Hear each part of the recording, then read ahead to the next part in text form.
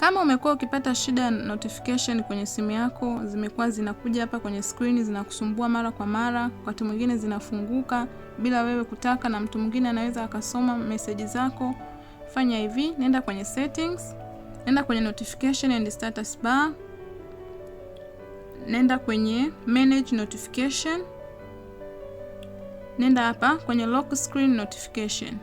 Kwa hapa utakuta kuna option tatu, kuna display title and body, kuna display title on na do not show. Ukiweka display title and body inamaanisha kwamba message nzima itajisoma pale hata kama simu yako ikiwa iko locked.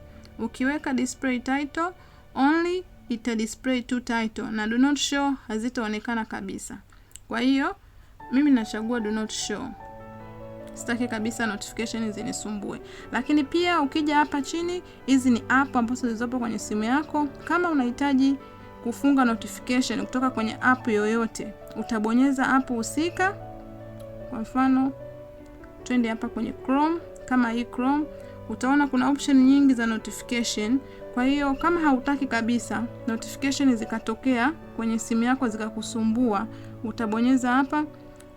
Utafunga hii allow notification. Kwa hiyo hapo utakuwa umezuia notification kwenye simu yako, hazitakusumbua tena. Kwa hiyo fanya hivyo kwenye app zote ambazo hautaki notification, zote utaweka off.